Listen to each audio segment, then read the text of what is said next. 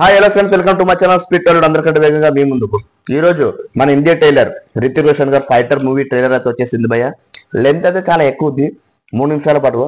ఈ మూవీలో కొన్ని షార్ట్స్ చూస్తుంటే మన Hollywood movie maverick Tom cruise గారిది అలాంటి కొన్ని ఫైట్ సీన్స్, జెట్ సీన్స్, మన పులోమో అటాక్ అదే తెలిసిందే కదా మనకు.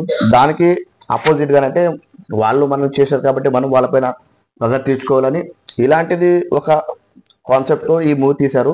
కానీ ఇందులో కొన్ని సీన్స్ చూస్తూ ఉంటే మనకి హాలీవుడ్ మూవీస్ లో అప్పుడు ఎలా చేసేవారు, మనకి వాళ్ళంటే వాళ్ళలాగా ఎడిటింగ్ మళ్ళీ ఫైటర్ జెట్స్, కొన్ని ప్లేన్స్ క్రాషెస్, మన విజువల్ ఎఫెక్ట్స్ అయితే బాగా అంటే సూపర్ గా తీశారు.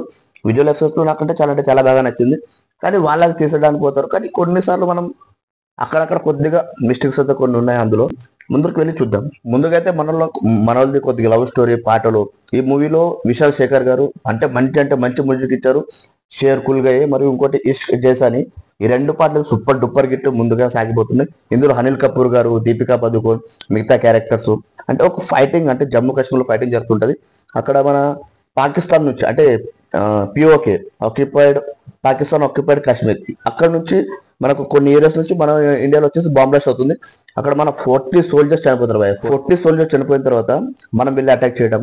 కానీ కొన్ని ఇందులో సీన్స్ సీక్వెన్స్ చూస్తుంటే ఈట్ కా జవాబ్ పత్తర్ సే ఉన్నాయి, ఈట్ కా జవాబ్ దోకేసే అంటే ఈ అక్కడ అపోజిషన్ లో కూడా ఉన్నారు కదా పాకిస్తాన్, వాళ్ళు కూడా వీళ్ళ టీంలో ఉండి వీళ్ళకి ద్రోహం చేసినట్టు అంటే కొన్ని సీన్లు అంటే అర్థమవుతున్నాయి. అందులో మన మోదీ గారు కూడా పాత్ర ఉంది. అంటే మోదీ గారి తర్వాత వచ్చిన తర్వాత అటాక్ తర్వాత 26 అయింది, తాజ్ అయింది, మళ్ళీ పుల్వామా అటాక్ అయింది. ఆ తర్వాత కూడా మళ్ళీ అటాక్ చేశారు మా పాకిస్తాన్ వాళ్ళు మన పైన. అప్పుడు మోదీ గారు ఏమంటే బాప్ కోనే బి దిఖానా చేయని ఒక డైలాగ్ అయితే ఉంది, అదైతే చాలా బాగా నచ్చింది. ఇందులో కూడా రితిక్ రోషన్ గారు యాక్టింగ్ చూస్తుంటే చాలా బెస్ట్ ఇచ్చారు. ఆయన కూడా వెళ్ళి ముందు చూద్దాం ఏమవుతుందో. వీళ్ళు అటాక్ చేసిన తర్వాత వాళ్ళు కూడా కోపం వస్తుంది, వాళ్ళు కూడా అటాక్ చేస్తారు. అప్పుడు వాళ్ళు వీళ్ళకంటే ఎక్కువ బీభత్సం చేస్తారు. ఆ బీభత్సంలో అంటే రితిక్ రోషన్ గారి అంటే వీళ్ళ క్యాప్టెన్ అంటే ఒక గ్రూప్ ఉంటుంది, ఆ గ్రూప్ నుంచి ఒకరు చనిపోతారు. ఇక అనిల్ కపూర్ అయితే ఇంకా చాలా తీవ్రంగా కోప్పడి కసి నీ ఒక్కడి ఈగో వల్ల మొత్తం టీమే సఫర్ అవుతుంది, నువ్వు ఎందుకు చేస్తావు అంటే వాళ్ళు రితిక్ రోషన్ కి అక్కడ పాకిస్తాన్ నుండి టెర్రరిస్ట్ వాళ్ళిద్దరి మధ్యన ఏదో ఒకటి ఉంది. వెళ్ళి ముందుకు అయితే ట్రైలర్ లో ఏం లేదు పెద్ద భయ. ట్రైలర్ కూడా చాలా పెద్ద లెంత్ కట్ ఉంది, 3 నిమిషాలు 9 సెకండ్. అంటే మా అయితే ఈ మూవీ ట్రైలర్ అయితే 2 నిమిషాల 30 సెకండ్లు 32 సెకండ్లు అయితే ఓకే, అందులో కూడా చాలా చూపించవచ్చు. కానీ లెంత్ ఎక్కువైంది, ఎందుకో అర్థం కావట్లేదు. పెద్ద కంపెనీస్ ఉన్నాయి, పెద్ద సినిమా కాబట్టి తీసారేమో అర్థం కావడం లేదు.